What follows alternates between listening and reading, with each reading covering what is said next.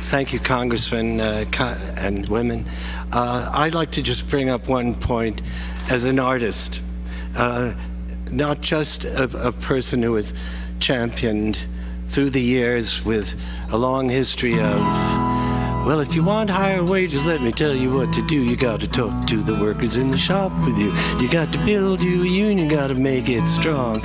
But if you all stick together, boys, it won't be long. You get shorter hours, better working conditions, vacations with pay, take the kids to the seashore. Well, it ain't quite the simple, so I better explain just why you gotta ride on the union train. If you wait for the boss to raise your pay, you'll all be waiting till the judgment day. You'll all be buried, gone to heaven. St. Peter will be the straw boss then, boys. Now, this goes back to the 1930s. Yes, fair pay, economic equity, but there's something else I want to emphasize. This country had a shining heart that blossomed in the 1960s with the singing of songs that bound us together. Recently, I went back on the Selma Montgomery trip.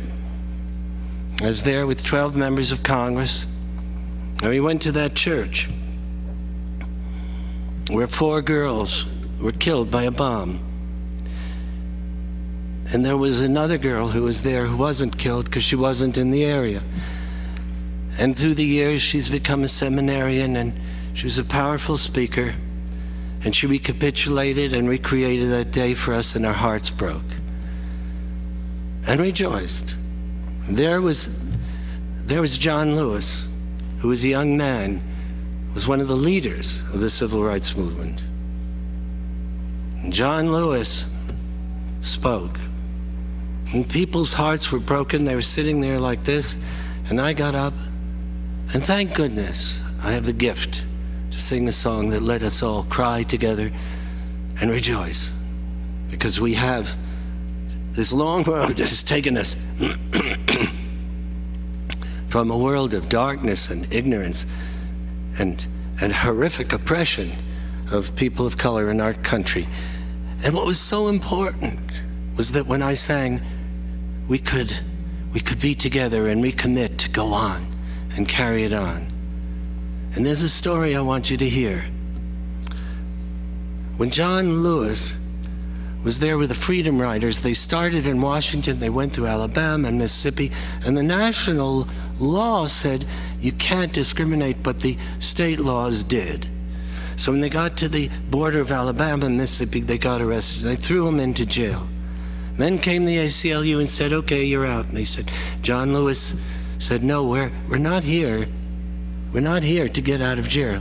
We're here to call the attention of the American people to the fact that when you go to our nation's capital, you can't use the same water fountain or bathroom as a white person. And if you say with liberty and justice for all, and these are my words, not his, you're hypocritical.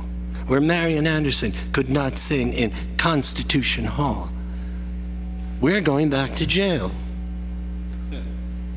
And the others, of course, he was a great leader, said, okay, we're going with you. And the jailers couldn't understand. They were happy. Could not understand what's going on. Then they're singing. That's why they're happy. You can't sing. We're going to sing. Well, we're taking away your mattresses. You're going to sleep on steel. We're going to sing. The music, my friends, was not an adornment. It was some of the blood and the heart that created the possibility of moving forward to a just nation. And I maintain the inhibition of the allowing young performers to find a place in a monopolized world, as you very well expressed, of performance places and places to be heard on the radio. That the further shrinking of the group of people who can inspire us, who can be heard, is a terrible thing. It was terrible then when Peter, Paul, and Mary sang because it was inequitable. But now the wages of having the inability as an artist to be able to earn a little bit put you in that category of a person who has to make huge personal sacrifice with very little hope of ever seeing the light of day economically. It's not right for our hearts. It's not right for our justice. It's not right for our imprint. It's not right for our nation. It's not right for our time. And if it took us all these generations to get equitable, a movement towards a greater sense of equity in healthcare, maybe the inspiration that we can get beyond those 90 years and begin to celebrate our performers. So when you hear a performer, now I didn't write this song, but I'm performing it.